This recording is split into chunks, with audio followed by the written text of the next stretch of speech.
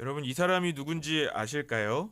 이제 우리가 기도에 대해서 이야기하면 절대 빼지 말고 이야기할 인물이죠. 바로 조지 뮬러 목사님입니다. 조지 뮬러 목사님 기도 응답을 몇 번 받았다고 했죠? 5만 번의 기도 응답을 받은 사람이죠. 영국에서 고아들을 돌보면서 필요들을 구할 때마다 하나님의 응답하심이 있었어요. 제가 친구를 기다리면서 그 기다리는 공간에 조지 뮬러의 위인전이 만화로 있어서 제가 한 30분 만에 그걸 읽었거든요. 그걸 보면서 하나님이 이렇게 역사하시는 거지, 하나님이 이렇게 기도할 때 응답하시지를 봤습니다. 이제 고아들을 돌보는데 양식이 떨어지는 거예요. 그러면 바로 무릎을 꿇고 그 주방에서 기도하는 거예요. 하나님, 오늘 우리 아이들이 먹을 양식이 없습니다. 그리고 기도가 끝나고 나면 누가 그 주방 앞에다가 밀가루를 몇 푸대를 갖다 놓고, 하나님 우유가 없습니다 기도하면 또 그 자리에 또 우유가 있고, 뭐 이런 응답들, 그걸 다 해서 50년 동안 기도 생활을 하셨는데 그 중에 5만 번의 기도 응답을 경험했다고 합니다. 이런 이야기를 들으면 어떠세요? 너무 멋있죠, 그쵸? 너무 당연하죠, 그쵸? 여러분도 5만 번 정도쯤이야. 우리가 5만 번까지는 아니더라도 그 정도 응답 받으셨잖아요, 그쵸? 네, 아멘입니다. 우리 주변에 이렇게 기도 응답이 잘 되는 사람들이 있어요, 분명히. 나는 내가 기도할 땐 그렇게 응답이 안 되는 것 같은데 꼭 남이 기도하면 어떻게 그렇게 응답이 잘 되는 것처럼 보이는지, 그래서 너무 부러울 때가 있잖아요. 여러분 안 그러신가요? 물론 여러분 안 그러실 것 같아요. 여러분은 저보다 기도 응답을 많이 받으시기 때문에 안 그러실 줄 믿습니다. 제 신혼 때 그런 일이 있었어요. 저랑 같이 사역했던 선배들을 보면 이 사람들이 간증하는 얘기를 들으면 너무 부러운 거예요. 어떤 사람들은 내가 집을 위해서 기도했다 이랬더니 어떤 분이 기도하는데 아파트 열쇠를 주면서 여기서 살라고 열쇠를 주더라. 너무 당연해서 놀라시지 않는군요. 또 어떤 사람은 우리 가정이 정말 차를 놓고 기도했는데 어떤 아는 분이 갑자기 연락해서 너네 차 필요하지 이러면서 차 키를 주더라. 이런 간증을 계속 해주는 거예요. 그런 간증을 들었을 때 여러분, 저는요 이제 너무 많이 들으니까 솔직히 짜증이 좀 났어요. 왜냐하면 저는 그런 기도 안 했을까요? 저도 결혼하고 집 없었거든요. 차도 없었거든요. 주님 집 주세요, 주님 차 주세요, 그렇게 간절히 기도했는데, 간절하지 않았나요? 어쨌든 기도했는데 주님이 저의 기도에는 응답이 없는 거예요. 왜 그럴까요? 왜 응답이 없었던 것일까요? 혹시 그 당시 저에겐 믿음이 없어서, 제 믿음이 너무 부족해서 그런 것은 아니었을까요? 여러분은 어떠세요? 여러분 저 같은 고민을 해보신 적 있으시죠? 아니어도 괜찮습니다. 저 같은 고민을 해보신 적 있으실 거예요. 보통 이럴 때 우리가 쉽게 기도하기를 포기합니다. 왜냐하면 해도 너무 안 되니까 그냥 포기해버리는 거예요. 오늘 우리가 함께 나눌 내용은 응답받는 기도가 되려면 우리가 어떻게 기도해야 하는가에 대한 것입니다. 우리가 응답을 받는 기도를 하려면 제일 먼저 무엇이 필요할까요? 네, 우리가 잘 아는 것처럼 우리가 기도하는 방법을 제대로 알아야 하는 것이죠. 여러분, 나침반 잘 알고 계시죠? 여러분, 이 나침반을 왜 만들었죠? 방향을 알아내려고 만들어진 것이 바로 나침반이죠. 나침반의 바늘이 북쪽과 남쪽을 가리키기 때문에 이 나침반이 있으면 방향을 잡고 내가 어느 방향으로 가야 될지를 결정할 수 있는 거예요. 처음에 이 나침반을 처음 만들었을 때 가장 필요했던 사람들은 누구였을까요? 그 사람들은 바로 어부들이었어요. 어부들. 왜냐하면 과거에는 나침반이 없었을 때 이 어부들은 어떻게 방향을 봤냐면 하늘의 별을 보고 방향을 관측하고 그 방향을 따라서 갔어요. 그런데 지금 오늘도 굉장히 날씨가 추워지면서 구름이 많이 꼈잖아요. 이렇게 구름이 많이 끼고 이렇게 날씨가 좋지, 비가 많이 오고 이럴 때는 별이 잘 보이지 않아요. 그럴 때는 어떻게 해야 됩니까? 뭐 가지 못하는 거예요. 그런데 이 나침반이라는 게 발명되고 나니까 이제 그 어려움이 해결이 되었어요. 이제 나침반만 있으면 어디든지 갈 수 있는 거예요. 근데 사람들이 참 이상한 게, 이게 원래 의도랑 좀 바꿔져서 점점 생각하게 돼요. 와전된다 그러죠. 나침반만 그 키 앞에 붙여 놓으면 배가 잘 가니까 이게 방향을 잘 잡아서 잘 간다라고 생각하지 않고 나침반만 붙이면 이 배는 잘 간다라고, 이게 말이 점점 바뀌는 거예요. 이게 이제 점점 어떻게 될까요? 나침반만 붙이면 이 배는 어떤 풍랑이 와도 계속 갈 거야 라고 말하는 사람들이 생겨나기 시작한 거죠. 어떻게 됩니까? 그럼 이제 배에다 너나 할 것 없이 나침반만 붙이는 거예요. 마치 부적을 붙이듯이.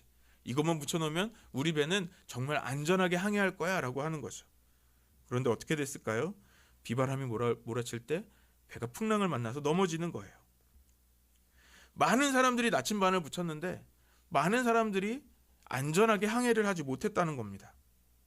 왜 그런 것일까요? 나침반을 비싼 걸 안 써서 그럴까요? 아주 좋은 나침반 있잖아요. 아주 정확도가 제일 좋은, 아주 크고 멋지고 화려한 것을 안 붙여서, 아니면 제일 잘 보이는 큰 거를 안 붙여서일까요? 나침반을 읽을 줄 몰라서 그런 것이죠. 나침반을 읽을 줄 모르면 방향을 잡지 못하는 거예요. 여러분, 이 이야기는 기도에 대해서도 같은 이야기를 하고 있습니다. 우리가 나침반을 읽지 못해서 동서남북의 방향을 알지 못하는 것처럼 우리도 기도를 어떻게 해야 될지를 몰라서 기도의 능력이 나타나지 않는 것입니다. 하나님이 우리에게 주신 기도를 하는 것이 아니라, 단순히 기도를 위한 기도가 되는 것이 아니라 진짜 하나님이 원하시는 기도를 해야 한다는 거예요. 사랑하는 여러분, 우리의 기도가 기도를 위한 기도가 아닌 응답받는 기도가 되어야 한다는 것입니다. 기도를 통해서 하나님의 살아계심을 우리가 경험해야 한다라는 거예요. 오늘 우리가 함께 읽은 본문 빌립보서 4장 6절과 7절은 우리가 어떻게 기도해야 할지를 알려주는 내용입니다. 우리가 어떻게 기도해야 될지 그 믿음의 태도를 말씀하고 있어요. 오늘 그것을 4가지로 살펴보려고 합니다. 가장 먼저 어떻게 기도하라라고 말씀하고 있냐면 염려하지 말고 구하라고 말씀합니다. 우리 6절 말씀을 다시 한번 읽겠습니다. 시작. 아무것도 염려하지 말고 모든 일을 오직 기도와 간구로 하고 여러분이 바라는 것을 감사하는 마음으로 하나님께 아뢰십시오. 우리가 많은 기도 제목들을 가지고 있죠. 그런데 그 기도 제목들은 어떻게 시작됐습니까? 처음에 그 기도 제목들을 어떻게 기도를 하기 시작했어요? 우리가 염려들로부터 시작하지 않았습니까? 왜 기도하세요? 우리가 염려가 되니까요. 걱정거리가 너무 많은 거죠. 가족들을 위해서도 기도해야 됩니다. 또 사업을 위해서도 기도해야 되는 거죠. 또는 내 주변의 다른 관계들을 위해서 기도할 때 내가 가지고 있는 염려와 걱정거리 때문에 그 기도 제목을 가지고 나오게 되는 거예요. 그래서 어떻게 보면 우리가 기도할 내용은 너무 많은 것 같아요. 그런데 오늘 본문에서는 무엇이라고 말씀합니까? 우리의 기도의 시작이 염려로부터 시작하지 말라는 겁니다. 염려하지 말라라고 말씀하시는 거죠. 그럼 우리가 어떻게 기도하라는 거예요? 이 염려를 버려야 한다라는 거죠. 그런데 우리가 그게 잘 안 돼요. 왜냐하면 우리가 기도를 시작하면 우리 안에 이 염려가 떠나지 않아서 그래요. 왜 그렇습니까? 우리가 가지고 있는 그 많은 제목들, 기도 제목들이 우리의 염려거리들, 우리의 걱정거리들이기 때문에 그렇죠. 여러분, 염려라는 건요, 우리의 마음을 둘이 되게 만드는 겁니다. 지난 시간에 우리가 선택장애에 대해서 잠깐 말씀드렸잖아요. 우리의 마음이 나눠져서 무엇을 선택할지 못하게 만드는 게 염려인 거예요. 그렇게 우리의 마음을 둘로 나눠요. 어떻게 둘로 나눕니까? 하나는 내 마음대로 하고 싶은 것을 붙잡게 하고요. 또 하나는 그래도 주님 뜻대로는 살아야 되겠는데 이 둘 사이에서 우리가 염려하는 거예요. 이 두 사이에서 선택장애가 되면 결정이 안 되는 거죠. 그래서 내 마음을 하나로 모을 수 있어야 되는 겁니다. 그래서 우리가 염려를 이겨내야 하는 3가지 이유가 있는데요. 첫 번째는 염려를 가지면 우리가 기도에 집중이 안 됩니다. 여러분, 그렇지 않습니까? 우리가 기도할 때 믿음으로 기도해야 되는데 우리의 염려할 것들이 많으면 아무리 기도해도 이 염려하는 마음이 가셔지지가 않는 거예요. 우리가 기도에 집중하지 못하게 되는 거죠. 여러분, 그렇지 않으십니까? 혹시 새벽에 나올 때 그런 경험 없으세요? 새벽에 나왔는데 우리 집이 너무 염려가 되는 거예요. 가스불은 끄고 나왔는지, 아이들은 자고 있는데 창문을 열어놓고 나온 것은 아닌지, 집의 문은 잘 잠겼는지, 저희 가정 같은 경우 우리 아이들이 일어나서 엄마 아빠를 찾고 있지는 않은지, 여러 가지 염려가 있으면 여러분 어떠십니까? 기도가 되나요? 기도할 수 없죠.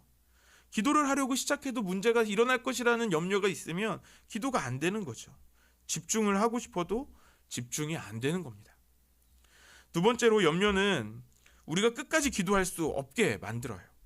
기도는 언제까지 하는 겁니까? 응답이 될 때까지 하는 것이죠. 우리 5만 번의 기도 응답을 받은 조지 뮬러 목사님 50년 동안 기도하셨다고 했어요. 염려를 이겨야만 우리가 끝까지 기도할 수 있는 거예요. 그런데 염려는 우리가 끝까지 기도할 수 없게 우리를 포기하게 만들어 버립니다. 세 번째, 염려를 왜 이겨내야 하는가 하면, 염려하면 우리가 시험을 이길 수 없기 때문에 그렇습니다. 우리가 기도를 이야기할 때 꼭 기억해야 하는 것이 있죠. 우리가 기도할 때 우리의 기도를 방해하는 존재가 있다는 거예요. 사단은 우리를 항상 시험하려고 우리의 기도를 방해하려고 하는 거죠. 기도는 우리만 하는 것으로 끝나는 것이 아니라 그 기도하는 시작, 우리에게 시험도 같이 시작되죠. 다니엘이 세일에 금식하며 기도하려고 할 때 첫날부터 방해하는 자들이 있었다고 합니다. 그래서 우리가 염려하면 우리도 이 시험을 이길 수 없는 거예요. 그렇다면 여러분, 우리가 어떻게 이 시험을, 이 염려를 이길 수 있을까요? 그것도 한번 세 가지 방법을 살펴보겠습니다. 첫 번째로 큰 소리로 기도하는 거예요. 몇몇 분들은 이렇게 큰 소리로 기도해야 합니다 라고 말씀드리면 굉장히 부담스러워 하시는 분이 있을 수 있어요. 특별히 우리 청소년들한테 얘기하면 아이들이 특히 그래요. 통성으로 기도하십시오 하면 우리 아이들은 입을 다물어요. 왜 그럴까요? 내 기도 소리가 다른 사람한테 들릴까 봐 염려하는 거예요. 또 염려하죠, 기도하면서. 그런데 여러분, 기도하면서 아시겠지만, 여러분 기도해 보신 분들은 잘 아실 거예요. 여러분, 내가 통성으로 기도할 때, 큰 소리로 기도할 때 옆에 사람 소리가 들리시나요? 안 들려요. 내 소리밖에 안 들려요. 그래서 여러분, 크게 기도하시길 바랍니다. 우리가 크게 왜 기도해야 되냐면요, 우리가 크게 기도할 때 우리가 우리의 기도에 집중할 수 있게 되는 거예요. 여러분, 우리가 온라인으로 예배 드릴 때도 여러분 염려하지 마세요. 여러분, 우리가 크게 기도한다고 내 목소리가, 내 기도 소리가 저 카메라 마이크를 타고 들어가서 누군가가 내 기도 소리를 듣겠지, 전혀 걱정하실 필요 없습니다. 아무도 안 들려요. 심지어 온라인에서도 안 들려요. 오직 하나님만 들으시는 줄 믿습니다. 우리가 큰 소리로 기도하면 우리가 기도에 집중할 수 있습니다. 두 번째 방법은요, 반복해서 기도하는 겁니다. 여러분, 공부할 때도 반복해서 공부하면 성적이 올라가거든요. 기도도 마찬가지예요. 우리가 반복해서 기도할 때 어떤 일이 벌어지냐면, 우리가 같은 기도 제목을 반복해서 기도할 때마다 그 기도 제목을 향한 하나님의 뜻을 알게 되는 거예요. 믿음이 커지는 거죠. 여러분, 안 그러신가요? 매일매일 여러분 기도하실 때 이것을 경험하실 수 있습니다. 새벽마다, 저녁마다 기도하면 우리의 믿음이 어떻게 될까요? 멈춰 있을까요? 아니면 우리가 매일매일 같은 기도 제목을 위해 기도할 때 우리의 믿음이 뒤로 물러날까요? 앞으로 나가게 될까요? 우리의 믿음이 자라게 되는 것이죠. 반복해서 기도할 때 우리의 믿음이 자라게 되는 줄 믿습니다. 세 번째 방법은 감사로 기도하는 것입니다. 여러분, 감사는 놀라운 능력이죠. 어떤 능력입니까? 염려를 이기게 하는 능력입니다. 우리가 받은 복을 세어본다면 여러분 어떠실까요? 우리가 받은 복 몇 개밖에 없었나요? 지난 감사 노트를 쓰시면서 매일매일 10개, 처음에 쓰긴 어려웠지만 갈수록 채워질 것들이 너무너무 많지 않습니까? 우리가 감사하고 또 감사하게 되면 우리 안에 있는 염려들이 사라지는 거예요. 여러분, 감사 노트 쓰시면서 혹시 스트레스를 받으셨나요? 이 10개를 채워야 한다는 스트레스 때문에 감사 노트 못 쓰신 거 아닐 거예요. 감사 노트를 쓰면 쓸수록 오히려 신기한 경험을 하는 거죠. 감사가 넘치는 거예요. 우리의 염려도 사라지고 우리의 스트레스도 사라져요. 우리가 감사하다 보면 우리의 염려는 어느새 사라져 버리는 것입니다. 사랑하는 여러분, 우리의 기도가 응답이 없는 이유는 우리의 염려 때문입니다. 우리가 염려하지 않을 때 우리의 기도가 응답될 줄 믿습니다. 그렇다면 두 번째로 우리는 어떻게 기도해야 할까요? 그것은 바라는 것을 간구하는 것입니다. 우리 본문 6절 말씀 다시 한번 읽겠습니다. 시작. 아무것도 염려하지 말고 기도와 간구로 하고 여러분이 바라는 것을 감사하는 마음으로 하나님께 아뢰십시오. 우리가 아뢰는 것이 무엇이라고요? 바라는 것을 아뢰라라고 말씀드리고 있습니다. 이 바라다의 원어는 아이테마라는 헬라어인데요, 요구하다, 요청하다라는 거예요. 기도는 어떻게 해야 되는 거냐면 우리가 분명한 목표를 가지고 있어야 됩니다. 우리가 분명한 기도 제목을 가지고 기도해야 한다는 겁니다. 그러면 언제 우리의 요청, 우리의 요구가 분명해질 수 있을까요? 우리가 간절히 기도할 때인 거죠. 넘어갔습니다. 그래서 믿음은 구체적이고 분명한 거예요. 히브리서 11장 1절에는 뭐라고 말씀합니까? 믿음은 바라는 것들의 확신이요 보이지 않는 것들의 증거입니다 라고 말씀합니다. 우리의 바라는 것을 확실히 믿게 되는 것이죠. 솔로몬의 기도를 보면 알 수 있어요. 솔로몬이 왕이 된 후에 1,000번제를 하나님께 올려드립니다. 그리고 하나님께서 솔로몬의 꿈에서 찾아오셔서 솔로몬에게 말씀하시죠. 우리 열왕기상 3장 4절 5절 말씀 같이 읽어볼까요? 시작. 기브온에 제일 유명한 산당이 있었으므로 왕은 늘 그곳에 가서 제사를 드렸다. 솔로몬이 그때까지 그 제단에 바친 제물은 1,000마리가 넘을 것이다. 한 번은 왕이 그리로 제사를 드리러 갔는데 그날 밤에 기브온에서 주님께서 꿈에 솔로몬에게 나타나셨다. 그나님께서 말씀하시기를 내가 너에게 무엇을 주기를 바라느냐 나에게 구하라 하셨다. 하나님께서 솔로몬의 그 1,000번제를 기쁘게 받으셨습니다. 그리고 물어보시는 거예요. 내가 너에게 무엇을 주기를 바라느냐라고 말씀하십니다. 여러분, 이건 솔로몬에게 너무나 엄청난 기회 아닙니까? 만약에 주님이 오늘 우리에게 찾아오셔서 정말 이 솔로몬의 꿈이 우리의 꿈이 되기를 바라지 않으십니까? 찾아오셔서 말씀하시는 거예요. 사랑하는 나의 아들아, 사랑하는 나의 딸아, 네가 정말 원하는 것이 무엇이냐? 라고 물어보신다면 여러분 무엇을 말씀하실 거예요? 어떤 대답을 하실까요? 하나님, 재물을 주십시오. 하나님, 건강을 주십시오. 또는 하나님, 우리 자녀가 잘 되게 해주십시오. 뭐 여러 가지가 있을 것 같아요. 왕으로서 이런 음성을 들었다면 얼마나 기회입니까? 하나님, 우리 이스라엘 주변의 모든 나라들, 주변의 우리의 적들을 다 말살시켜 주십시오. 이러면 끝나는 거예요. 그런데 솔로몬은 어떤 것을 구합니까? 9절 말씀 같이 읽겠습니다. 시작. 그러므로 주님의 종에게 지혜로운 마음을 주셔서 주님의 백성을 재판하고 선과 악을 분별할 수 있게 해주시기를 바랍니다. 이렇게 많은 주님의 백성을 누가 재판할 수 있겠습니까? 솔로몬은 지금 지혜를 구하고 있습니다. 아버지 다윗을 이어서 하나님의 백성을 잘 다스리고 재판할 수 있는 그 지혜를 구하고 있어요. 하나님께서 솔로몬이 이 구하는 것을 기뻐하시는 것이죠. 그리고 이 지혜를 주시죠. 그래서 지혜의 왕 솔로몬이라고 우리가 알고 있습니다. 여기에서 우리가 한번 생각해 보면 좋겠습니다. 솔로몬은 그 많은 것들 중에 왜 지혜를 구했을까요?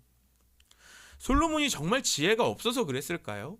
솔로몬이 정말 일자무식이어서 정말 아무것도 할 수 없는 사람이어서 지혜가 없으면 안 돼서 그 지혜를 구했을까요? 솔로몬이 간절히 원하는 것이 있었기 때문에 그런 겁니다. 솔로몬은 아버지와 같이 이스라엘을 하나님의 나라로 잘 다스리고 싶은 그 간절함이 있었던 거예요. 그 하나님의 나라를 잘 다스려야 되는 자신에게 부족한 것이 있는데 그것이 지혜였던 거죠. 그 자신의 간절한 기도 제목은 하나님의 백성을 온전히 다스릴 수 있는 그 지혜였던 겁니다. 그래서 하나님께서 말씀을 하시자마자, 질문하시자마자 하나님, 저에겐 지혜가 필요합니다 라고 말할 수 있었던 겁니다. 이 말씀에 전혀 솔로몬이 고민했다, 주저했다 라는 내용이 없습니다. 있는 그대로 말씀드리는 거예요. 여러분, 오늘 우리에게 간절히 구하는 것이 여러분 있으십니까? 우리가 간절하다면 적어도 솔로몬과 같은 마음 미어야 되지 않을까요? 주님께서 오늘 우리에게 찾아오셔서 너에게 무엇이 필요하냐, 내가 무엇을 해줄까라고 말씀하실 때 우리가 바로 말씀드릴 수 있는 그것 말입니다. 그것이 우리가 간절히 바라는 것이죠.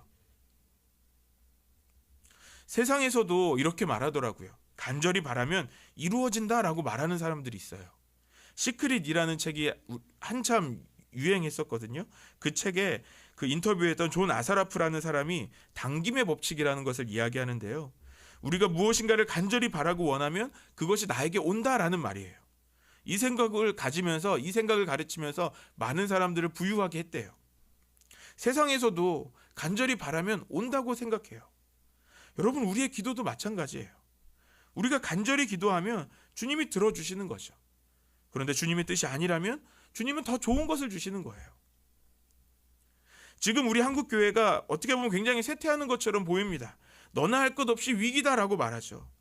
그런데 우리 한국교회는 어떤 교회입니까? 세계사에서 유례없는 놀라운 성장을 했던 교회가 바로 우리 한국교회입니다. 우리 한국교회의 큰 성장의 시기에는 어떤 일들이 있었습니까? 우리의 신앙의 선배들이 함께 모여서 기도하는 일을 했습니다. 우리 한국교회 성장의 시기가 1960년에서 1980년대이거든요. 이 시기는 우리나라 한국 산업화 시대죠. 여러분들이 자라오신 시대 아니십니까? 여러분 어떤 시간들을 보내셨습니까? 얼마나 어려운 시기를 보내셨어요. 경제적으로도 어렵고 힘들었던 그 시대에 어떻게 한강의 기적이 이루어질 수 있었습니까? 그때 한국교회 뭐 했나요? 모여서 기도했습니다. 간절히 기도했어요. 그 어려움의 시기를 이겨낼 수 있도록 간절히 기도했어요. 그리고 그 기도의 결과로 많은 한국교회들이 부흥했고 전 세계 선교사 파송 2위 국가가 될 정도로 큰 성장을 했습니다. 한국교회의 부흥이 이 나라의 성장과 발전에도 큰 영향이 있었던 것처럼 그 뒤에는 이 성도들의 간절한 기도가 있었다는 것입니다. 사랑하는 여러분, 우리의 기도는 간절히 해야 하는 것입니다. 오늘 말씀을 준비하면서 저에게 가장 많이 묵상되었던 부분이 바로 이 부분이었습니다. 간절함이었는데요. 오늘 우리의 기도가 정말 간절한가를 계속 묵상했습니다. 우리가 수요일마다 기도가 중요하다고 이야기해서 우리가 기도를 말하고 있지만 정말 진짜 우리의 기도는 기도를 위한 기도인지 정말 우리가 간절히 기도하고 있는지를 우리가 생각해 봐야 한다는 거죠. 우리 주님은 우리의 간절한 기도를 원하십니다. 왜냐하면 우리의 간절한 기도는 우리가 주님께 드리는 진정한 기도이기 때문에 그렇습니다. 여러분, 간절하면 기도가 되지 않습니까? 우리 속담에도 목마른 자가 우물을 판다고, 우리가 간절하면 우리는 기도의 자리로 나올 수밖에 없는 거예요. 오늘부터라도 우리의 기도가 달라지기를 바랍니다. 우리의 기도가 더욱 간절하게 기도하는 저와 여러분 되시기를 소망합니다. 세 번째, 기도는 감사함으로 아뢰는 것입니다. 오늘 본문 6절 말씀에 감사하는 마음으로 하나님께 아뢰십시오 라고 고백합니다. 여러분, 우리의 기도의 시작이 불평과 원망으로 시작합니다. 이것이 없습니다. 저것이 없습니다. 왜 나는 이렇게 살고 있나요? 왜 이 모양인가요? 왜 안 고쳐지나요? 하지만 성경에서는 기도는 감사함으로 아뢰는 것이라고 말씀하고 있죠. 왜 그렇습니까? 하나님께서 반드시 응답하실 것을 믿기 때문에 감사할 수 있는 겁니다. 그래서 우리가 믿음이 없다면, 우리에게 믿음이 있다면 우리의 감사는 자연스럽게 흘러나오는 것이죠. 우리가 지난 시간 감사일기를 썼잖아요. 감사일기 쓰면서 여러분 어떠셨습니까? 처음엔 감사거리가 없었지만 하루하루 지나고 나니까 너무 많죠. 너무너무 많아요.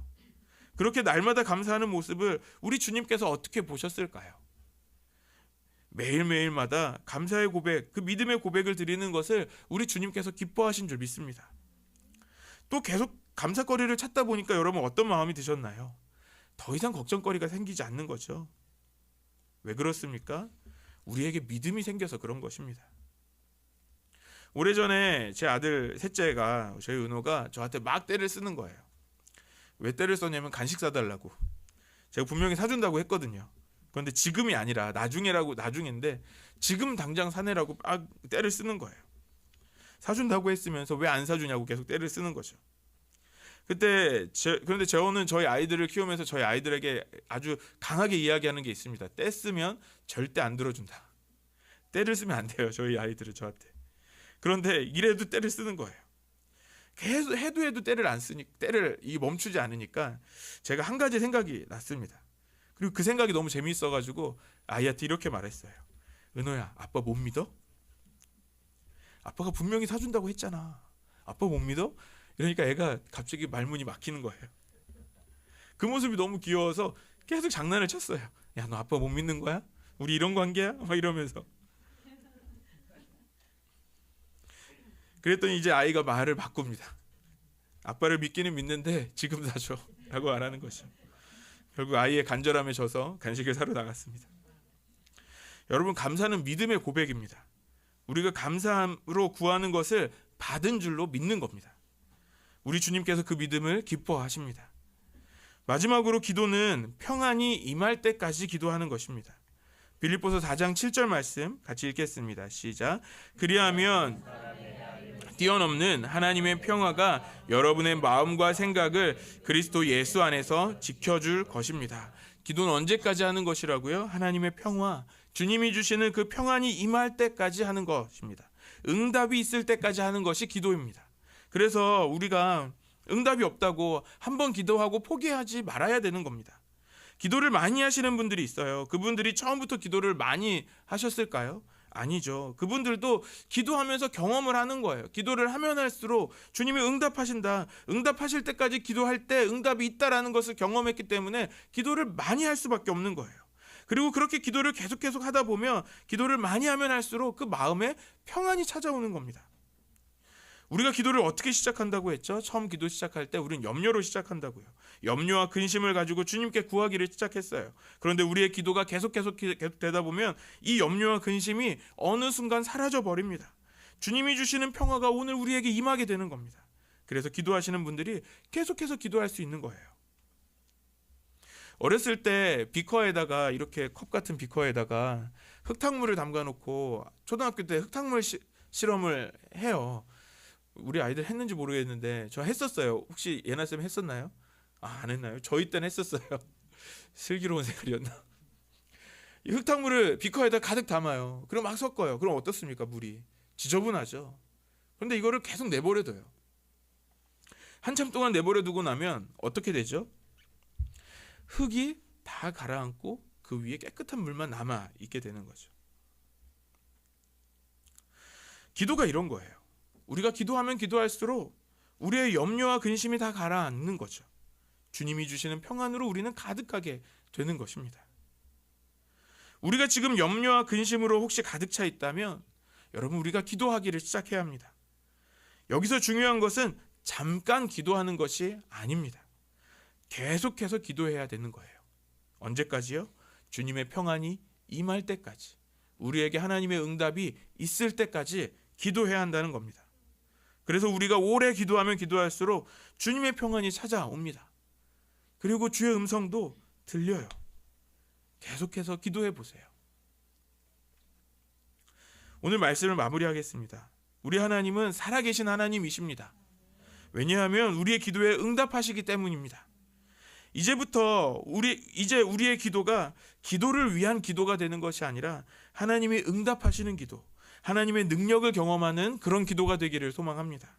하나님의 살아계심과 그분의 능력을 경험하는 우리 안성 열린교회 모든 성도님들 되시기를 주님의 이름으로 축원합니다. 우리 다 같이 기도하시겠습니다. 오늘도 살아계셔서 역사하시는 하나님 아버지, 오늘 우리의 기도가 주님이 응답하시는 기도가 되기를 원합니다. 하나님이 살아계심을 경험하는 기도가 되기를 원합니다. 우리의 모든 염려와 근심을 내려놓겠습니다. 우리의 간절한 바람을 응답하실 줄 믿고 드립니다. 우리에게 평안으로 응답하여 주시옵소서. 날마다 하나님의 살아계심을 경험할 수 있는 그 은혜를 주시옵소서. 감사드리며 예수님의 이름으로 기도드립니다. 아멘.